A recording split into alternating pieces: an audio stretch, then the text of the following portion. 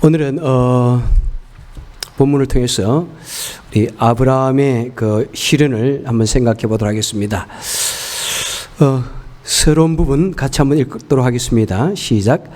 하나님의 지시하던 땅으로 갔던 아브라함은 기근으로 말미암아 믿음의 연약성을 보여주며 애굽 땅에 들어가서 그 상황을 이겨보려 합니다. 하지만 애굽은 그를 궁지에 몰아넣었고 아브라함은 실수를 하게 됩니다. 본문을 통해서 하나님을 전적으로 의지하지 못하는 자를 연단하시는 하나님의 인내와 사랑을 배울 수 있기를 바랍니다. 자, 1번 읽겠습니다. 자, 하나님께서 아브라함에게 가라고 지시한 땅이 어디입니까? 어디죠? 가나안 땅입니다. 그죠? 가나안 땅. 메소포타미아는 굉장히 풍요로운 땅이었고, 사실 가나안 땅은 그때 황무지와 같은 곳이고 또 그런 곳인데 하나님께서 그곳으로 가라고 하셨습니다. 자, 두 번째, 아브라함이 우구하려고 간 땅이 어디입니까? 어디죠? 자, 하나님께서 가나안 땅으로 가라고 했는데 아브라함은 가나안 땅 갔다가 어디로 갑니까? 애굽 땅으로 갑니다. 하나님 분명히 가나안 땅에 가라고 그랬어요. 그런데 아브라함은 애굽으로 갑니다. 사람의 눈으로 보니까 애굽 땅에는 희망이 없어. 거기에는 너무나 참 삭막하고 황폐합니다. 아무것도 없는 거예요. 그런데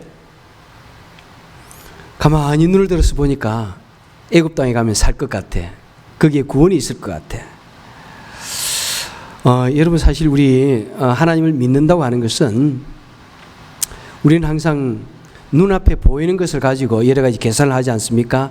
이것이 좋은 것 같아 라고 생각을 하지만은 때로는 하나님께서 우리에게 보여주시는 곳은 그렇지 않을 수도 있습니다. 너무나 황폐하고 보잘것 없습니다. 하지만은 하나님의 하나님의 주시는 말씀으로 우리가 믿음에 순종할 때 또 그곳이 젖과 꿀이 흐르는 놀라운 축복의 땅이 되어지는 것입니다. 자, 3번 보겠습니다. 아브라함이 애굽에 내려간 이유가 무엇입니까? 이유가 무엇이죠? 여러 기근이 들었어요. 그죠? 보니까 이는 그 땅에 기근이 심하였다. 그러니까 기근이 가나안 땅이라는 곳이 풍요로운 땅도 아니고 정말 기름진 땅도 아닌데 게다가 기근이 들었습니다. 도저히 먹을 것이 하나도 없은 거예요. 황폐했는데 더 황폐해진 거예요.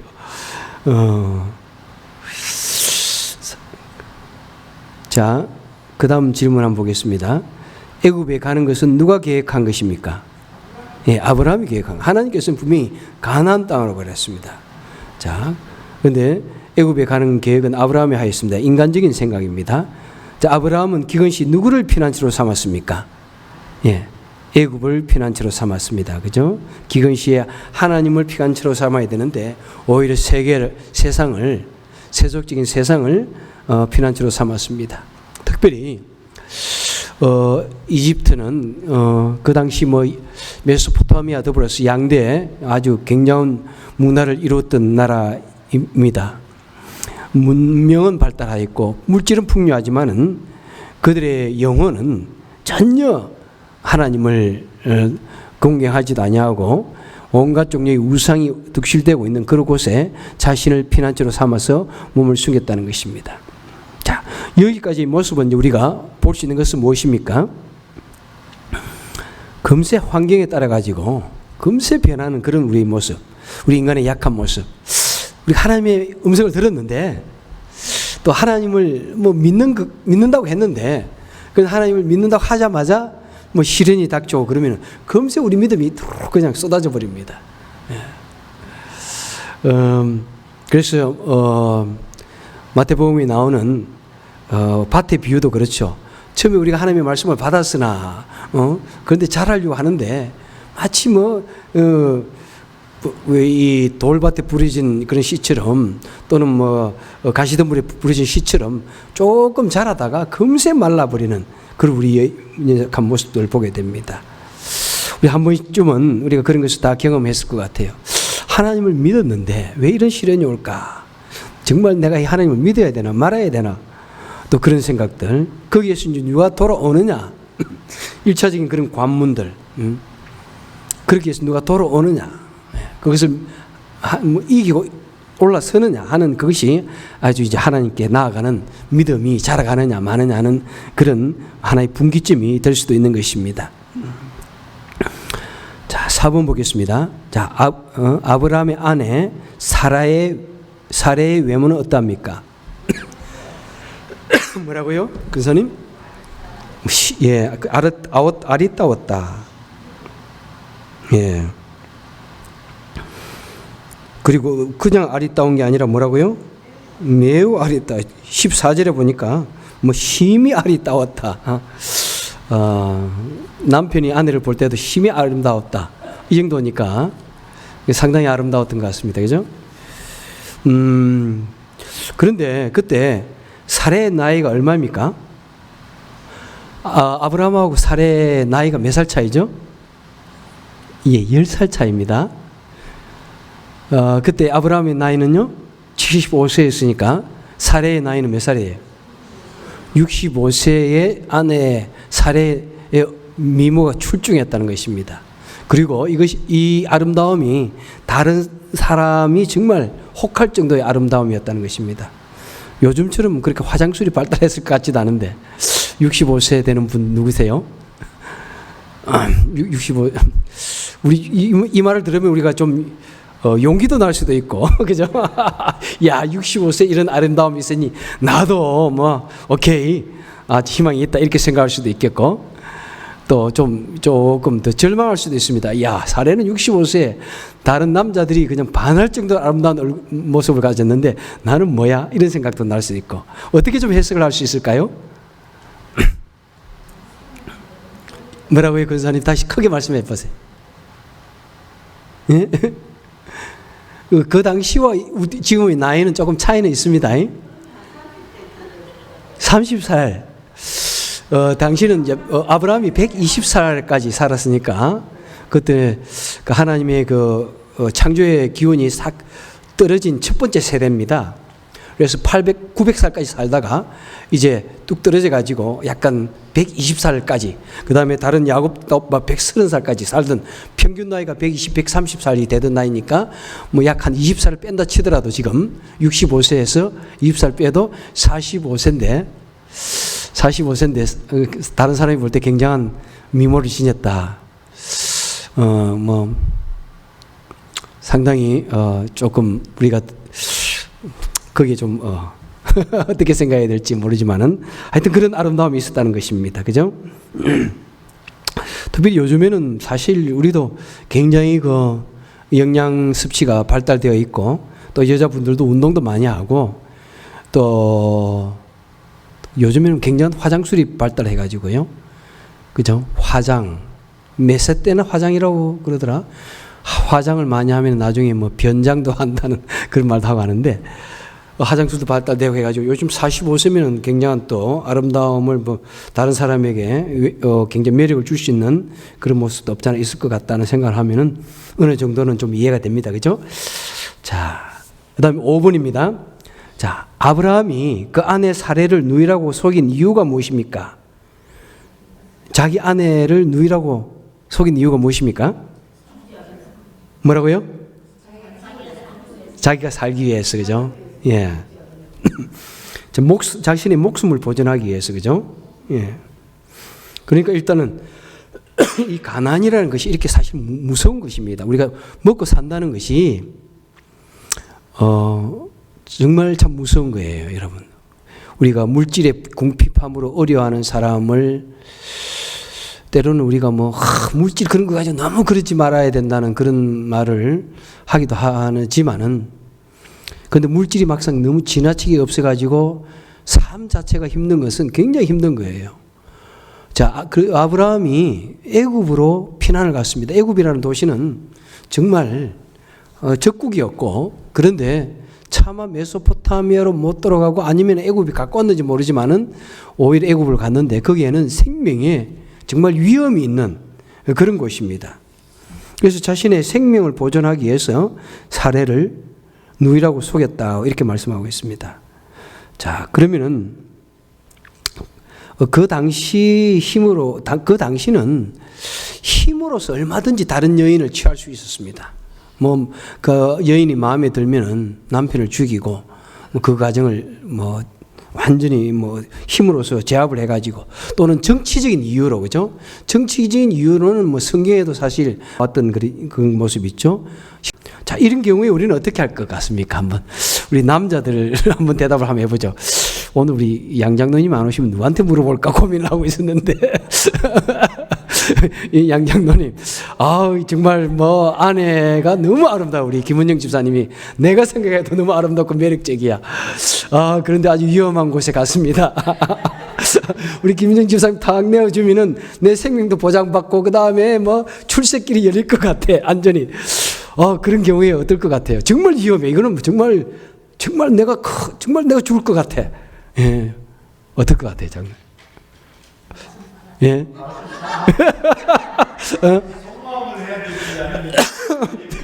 예, 마음에 은혜 주시는 대로 해주십시오.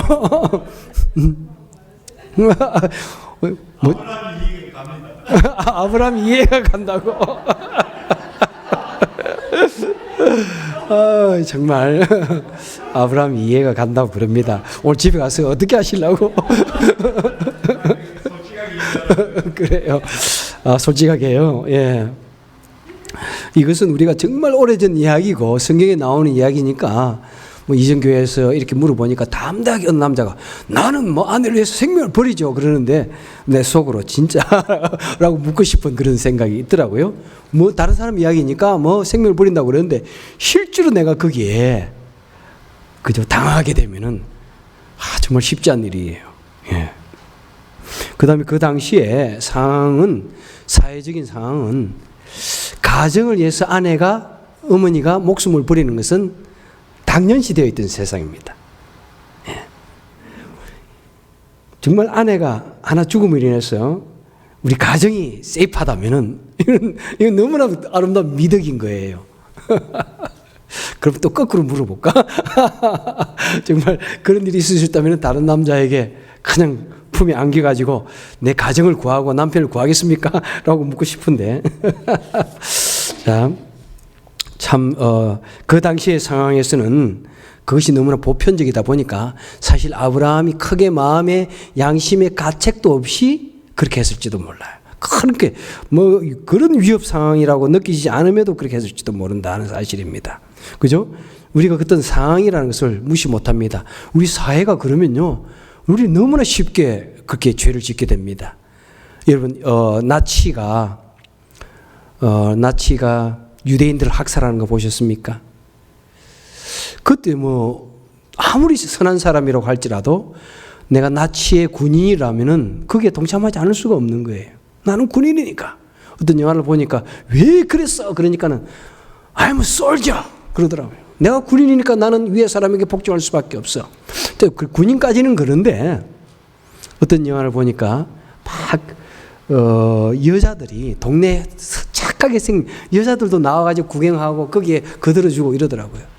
그러니까 여러분 우리가 어떤 그 상황에 부딪히면 너무나 참 나도 모르는 사이에 잔인해질 수 있고 죄도 그냥 아무런 마음에 어떤 가책 없이 지을 수 있는데 당시 상황이 그랬다는 것입니다. 그죠? 그래도 사실은 그렇다고 할지라도 인간 속에 있는 기본적인 그런 양심과 또 아내를 지켜야 된다는 그런 것에서 결코 벗어날 수는 없을 것 같습니다. 자, 6번. 자, 애굽 왕 바로가 사례를 보고 어떻게 하였습니까? 예, 15절에 보니까 아주 좋아가지고, 그죠? 예, 칭찬함으로 그 여인을 바로의 궁으로 취하여 드렸다. 바로의 대신들도 보고는 사례가 정말 대단합니다. 막 칭찬 대단했다는 거예요. 그리고는 바로 왕이 취하여 드렸다 이렇게 말하고 있습니다. 7번입니다. 자, 이로 인하여 아브라함이 받은 대가가 무엇입니까? 자, 16절에서 나옵니다. 쭉 한번 보십시오. 아브라함이 양과 소와 노비와 암수 나귀와 약대를 얻었더라. 아내 내어주고 굉장한 재물을 같이 또 받았습니다. 그죠? 예. 재물도 받았지만 또 무엇을 받았습니까? 예? 안전을 보장받는 것이죠. 그죠? 예. 그렇지. 너는 절대로 이제 나는 아무도 너를 손 못 대게 할 거야. 생명을 보장받고 안전을 보장받습니다. 그리고 왕하고 잘 보이면 뭐가 잘 됩니까? 성공이 보장되는 거예요. 그냥 이제 앞으로 메소포타미아가 문제가 아니라 이거는 그 바로 왕의 그 사랑을 받게 되고 자기가 뭐 매제가 됩니까? 그렇게 거짓말을 했으면은 그러니까 이것은 뭐 성공 가도를 달리게 됩니다. 정말 세상 부럽지 않은 메소포타미아 부럽지 않은 그런 부귀 영화를 누리게 됩니다. 자, 그와 동시에 또한 무엇을 받게 될까요? 없잖아. 내면적인 큰 충격을 받게 되었습니다. 예. 이것은 뭐 사람이라면 가지고 있는 아무리 그 당시 사회가 그랬다 할지라도 사람이라고 하면은 가질 수밖에 없는 그죠? 그런 내적인 수치를 가지게 되었고 좌절감을 가지게 되었고 자신이 봐도 아름다운 여인인데 평생을 살아온 여인이 다른 남자의 품에 간다고 그러면은 그걸 가지고 뭐 속이 안 쓰리고 좌절감을 느끼지 않을 남자가 어디 있겠습니까? 굉장한 심리적인 충격. 이 모든 것이 막 그냥 다 물밀듯이 그냥 쓰나미처럼 그냥 밀려온 것입니다. 자, 그 다음 8분입니다. 자, 나중에 또 아브라함이 무엇을 또 얻게 되었는지 한번 보고요. 8분은 자, 이 사건을 통해서 아브라함의 인간됨을 우리는 어떻게 한번 평가해 보겠습니까? 한번 아무나 좋습니다. 한번 한 가지씩 다 말하셔도 돼요. 여기에 한번 말해 보십시오. 예? 보통 남자다. 우리 김은영 집사님 한번 말씀해 보십시오. 이런 남자 마음에 들어요, 안 들어요? 누가 그랬어요? 비겁해요. 비겁해요. 아, 남자 비겁해요. 예, 또 한 말씀해 보십시오. 우리 양우영 장로님 어떻게 평가해 볼까? 우리 아브라함 연약한 이현숙 집사님 말씀해 봐요. 괜찮아. 아무거나 말씀해. 예, 연약. 또 우리 좀 이혜자 집사님 한번 또. 뭐 한 개씩 다 할 수 있어요. 다 그냥 아무거나 생각나는 대로 말해 보세요. 남자가 이 남자 어떤 남자예요? 또 예, 연약하고 또 다 해보세요. 유성 집사도 한번 조희승 권사님도 한마디로 치사하죠 뭐. 치사한 남자 뭐 정말 뭐라고 그럴까요? 기회주의자 그죠? 다 그 기회 딱 사람이 어떤 기회에 대해서 어떻게 사느냐 기회주의자 이기주의자 나 혼자 살자고 그죠? 이기주의자 뭐 겁쟁이 뭐 약한 남자 나 약한 자요 그대 이름은 남자로다 뭐 한없이 약한 그런 우리 모습을 보게 됩니다. 그죠? 자, 그러니까 아브라함의 인간됨을 보면은 그도 범부였다. 뭐 조금도 에버리지 이상도 아니고 에버리지 이하였다. 이렇게 볼 수 있습니다. 어떤 면에서. 보통도 안 되는 거죠, 사실은. 보통의 남자라면 적어도 뭐 차라리 부인을 꽁꽁 숨겨 놓든지 그러지. 뭐 하여튼 그죠? 뭐 하여튼 보통 남자도 안 된다고 볼 수 있습니다. 자, 뭐라고요? 그렇지. 예. 그건 다른 이야기예요. 그러니까 여기서 보는 아브라함의 모습을 말하는 거지. 여기서 이 사건만을 통해서 볼 때 보통 남자도 안 된다고 볼 수 있는 거예요. 어떤 위기에 부딪히게 되니까 이런 연약한 모습이 확 다 드러나는 거예요. 예. 자, 이것은 무엇을 의미합니까, 여러분? 이렇게 우리가 아브라함을 뭐 극도로 한번 우리 비평을 해봤는데 아브라함을 우리 일컬어서 우리가 무엇이라고 그래요? 믿음의 조상, 믿음의 아버지. 아브라함 모든 믿음이 아브라함부터 시작됐다. 위대한 사람이에요, 정말. 예? 그 시작도 위대했고 나중에 얼마나 위대한 일을 하게 됩니까?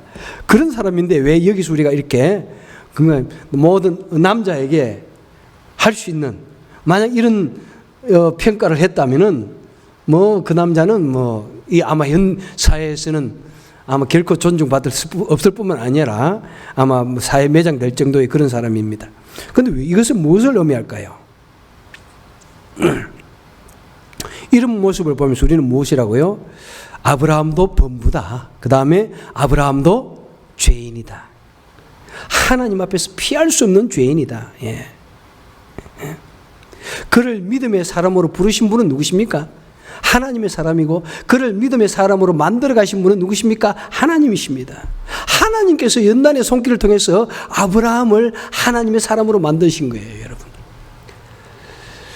우리가 말씀을 연구하고 설교를 하든지 할 때 항상 인간에게 하나님께서 어떻게 하셨는가, 죄악된 인간에게 하나님께서 어떤 사랑을 베푸셨고 어떻게 그들을 바르게 인도하시고 하나님의 사람으로 만드셨는가 하는, 이것이 사실은 굉장히 중요한 키포인트입니다.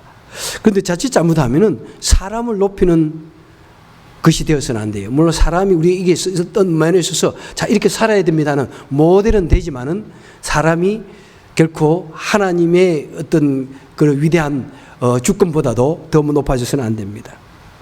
그래서 믿음의 사람으로 만드신 분은 다 하나님이시라는 사실을 우리는 꼭 기억합니다. 그래서 누구도 하나님 앞에서는 자신의 의를 드러낼 자가 없다는 것입니다. 성경에 있어서 의인은 없나니 하나도 없다는 이 말씀이 그대로 우리에게 보여지는 사건입니다.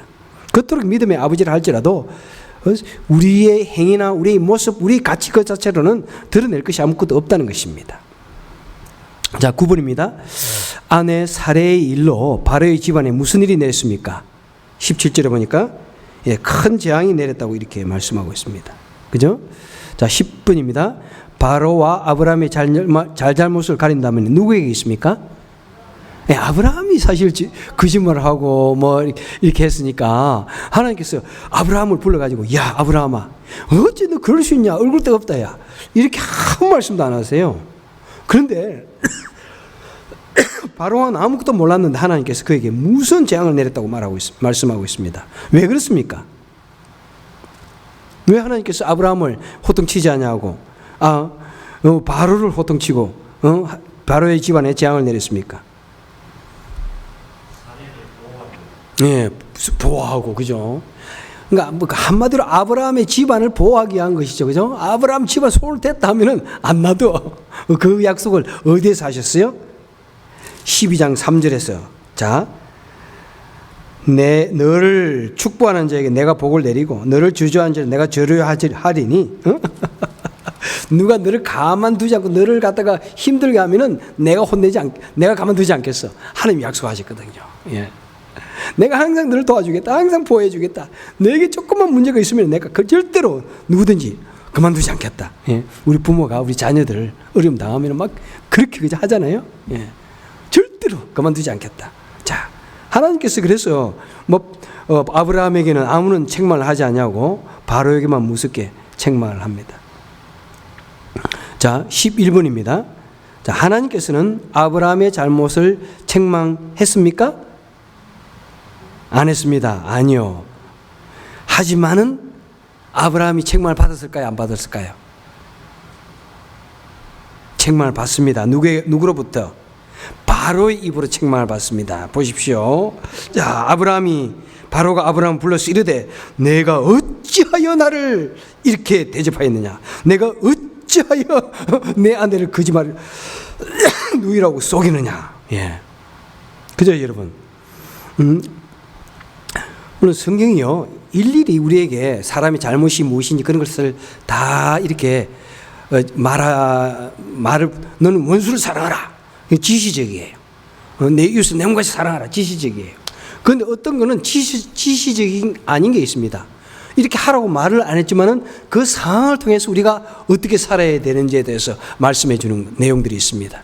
뭐냐면 일부 다처제 같은 경우에는 구약에서 보면은 뚜렷하게 일부 일치제로 살아야 된다 말씀 안 하지만은 그 일부 다처제를 했을 때 그 가정에서 있는 그 갈등과 그 미움과 이런 사건들을 보면서 이거 이렇게 살면 안 되는구나 하는 건 무엇입니까? 비지식이적이면은 그게 굉장히 교훈이 있는 거예요. 그죠? 마찬가지로 여러분 만약 우리 목사가 좀 잘못해가지고 전혀 믿지 않는 사람에게 혼이 난다고 생각해 보세요. 그러면 하나님이 나에게 혼내는 거예요? 사실 누구를 통해서 혼내는 거예요? 하나님이 그 사람 입을 통해서 나에게 혼내는 거예요, 지금. 그래서 다윗이 피난을 가다가 시므이가 와서 막 미친 비루한 자의 각을 하면서 돌을 던지고 이럴 때 다윗이 무엇이라고 그랬습니까? 그 옆에 있는 군대 장관이 가서 내가 단칼에 저 목을 치겠습니다 하니까 다윗이 뭐라고요? 그만두어라. 하나님이 저를 통해서 나를 책망하신다. 지금 하나님께서 바로의 입술을 통해서 아브라함을 책망하시는 거예요, 여러분. 이런 목소리를 참 우리는 귀를 기울여야 된다 생각합니다. 특별히 정말 오늘날 우리 교회들이 바르게 서기에는 이 세상이 우리에게 들려주는, 난 크리스찬들이 우리를 바라볼 때 들려주는 그런 말들이 때로는 굉장히 정말 비난적이고 무조건 그럴 때도 참 있지만은, 하지만 그들의 음성에 귀를 기울인다면은 우리가 좀 더 바르게 우리 교회들이, 목사들이 바르게 서지 않을까 생각합니다. 그래서 저는 제 페이스북에 보신 알는지 모르지만은 목사들을 비난하고 교회 문제점이 있는 것들은 다 제가 그런 것을 다 수집을 합니다. 콜렉을 합니다. 그리고는 굉장히 비난하는 그런 글들을 다 읽어봅니다. 그리고 그들의 말에 어떤 일반적인 상식이 있고 일리가 있다 싶으면은 그들의 말을 하나님 주신 말씀이다 생각하고 저는 받아들이고 굉장히 노력을 합니다. 그래서 그런 말들 다 저는 콜렉을 하고 열심히 읽고, 또 목사는 어떻게 살아야 되느냐 그런 것은 2번, 3번을 읽고 제 나름대로는 한번 해보려고 하는 것은 뭐냐면은, 오늘 하나님께서 무슨 우리에게 딱 다니엘서에 나타나서 손이 나가지고 우리 예배 딱 저기다 써주면 얼마나 좋겠어요. 너희들 바로 살아라. 그런데 하나님 그러지 않으시거든요. 성경을 통해서 항상 우리에게 말씀해 주시고, 또 우리가 그래도 잘 닭 우는 소리를 통해서 우리에게 말씀해 주시고, 그죠? 심지어는 어린아이 입술을 통해서 우리에게 말씀해 주시고, 심지어는 당나귀가 그냥 말해 주시고, 그렇지도 않으면은 세상 사람들 통해서 우리에게 말씀해 주는 거예요, 여러분. 우리가 바르고 살지 못하면은 세상 사람들 얼마나 혹독하게 우리를 지적합니까? 예? 거기에 우리는 귀를 기울이고 우리가 생각한다면은, 너희들이 뭘 알아? 이렇게 할 것이 아니라, 저 사람들은 무조건 크리스찬들이야. 무조건 예수를 반대하는 사람들이, 이렇게 우리가 할 것이 아니라 그의 말에 귀를 기울이고, 예수 믿지 않는 사람들조차도 우리를 바라볼 때, 예수 믿는 사람들이 좀 다르구나 하고 감동할 정도로 우리가 좀 행동을 해야 되지 않은가, 그죠? 그럴 정도면은 그때 복음이 실제로 전파되어지는 것이죠, 그죠? 오늘날에는 누가, 이 세상 사람들이 예수 믿으시오 하는 그 말에 누가 은혜를 받겠습니까? 예수 믿지 않는 사람들이, 그죠? 그런데 우리의 삶을 우리가 잘 살고 저들에게 정말 예수 믿는 것이 무엇인지를 우리가 삶을 통해서 보여준다면은, 저들이 조금이라도 마음에 감동이 있으면은, 그래, 나도 한번 가볼게, 이런 것이 되지 않을까, 그죠? 오히려 우리 삶을 통해서 복음을 전하는 것이 되어야 된다는 것입니다. 자, 12번입니다. 자, 본 사건에서 아브라함의 실수는 무엇입니까? 자, 우리 전체에 주시는 말씀이라고 생각합니다. 아브라함의 실수는 뭐냐면은, 하나님을 의지하지 않고 자신의 생각을, 그죠? 자신의 판단으로 쫓아갔고, 그 다음에 이 세상으로부터 답을 얻으려고 세속적인 것을 의지하다 보니까 이런 무서운 정말 지경에 빠지게 되어진 것입니다. 생명의 위협도 느끼게 되어지고, 아내도 빼앗길 뻔하고, 그렇게 되어진 것입니다. 자, 13번. 본 사건에서 아브라함이 배운 것은 무엇일까요? 아브라함이 배웠다, 이렇게 발표하는 것은 없습니다. 무엇이, 우리 이런 것은 커먼 센스예요. 이런 게 오면은 내가 아브라함이라면은 무엇을 배웠을까요, 여러분? 여러분이 만약 아브라함이라면은 그 당시 그런 정말 귀한 사건을 경험했다면은 그때 무엇을 느끼실까요, 여러분? 하나님이 정말 살아계시구나. 이상한 음성을 듣고 내가 왔기는 왔는데, 그때까지만 해도 하나님에 대한 믿음이 아브라함이 강하게 있었다고는 보기 힘들죠. 어떤 강력한 목소리가 들리니까 그 목소리를 따라서 왔는데, 내가 너와 같이 하겠다는 소리를 했는데, 그런데 내가 잠시 이 하나님을 믿지 않냐고 엉뚱한 짓 했더니 이런 어려움을 당했고, 그 다음에 하나님께서 내가 너를 지켜주리라 그랬더니 나를 그 위험 속에서 지켜주셨구나. 이걸 배우게 되는 거예요, 여러분. 응? 바로 우리가 기도를 통해서라든지 또는 하나님의 기적이라든지 이런 것은 무엇입니까? 하나님을 통해서 배우게 되는 거야. 정말 하나님 살아계시는구나. 그래서 우리는 어려움이 있을 때마다 내가 하나님을 의지해야 되겠다. 내가 어려울 때 내 생각을 의지하지 않냐고. 그 다음에 이 세상을 의지하지 않냐고 하나님을 의지해야 되겠구나. 그랬더니 정말 하나님께서 기적적인 방법으로 나를 구해 주시고 축복해 주시구나. 점차적으로 하나님에 대해서 배우게 되고 하나님을 의지하게 되는 것이죠. 그죠? 그래서 13분 오른쪽에 보니까 아브라함은 시행착오와 실수를 통해서 더욱더 하나님을 알아가고 하나님을 의지하게 됩니다. 예. 여러분, 우리도요, 다 그런 실수합니다. 우리도 실수하고, 우리도 범부예요. 우리도 대단하게 내가 자녀를 위해서, 아내를 위해서 죽을 것 같지만은 그런 상황에 부딪히면은 우리도 도망갈지도 몰라요. 이 강 목사도 갈지도 몰라요. 그렇지만 그런 것을 통해서 하나님이 딱 가차해 주심을 경험하면은 그때부터는 더 이상 정말 죽음이 두렵지 않고 우리가 하나님을 믿고 의지하게 되는 것이죠. 그죠? 자, 그런 것을 통해서 우리는 더욱더 하나님께 가까이 가는, 때로는 우리에게 시련이 닥쳐오고 어려움이 닥쳐올지라도 그것을 통해서 우리는 더욱더 하나님께 가까이 갈 수 있는 우리가 될 수 있기를 간절히 축원해 드립니다.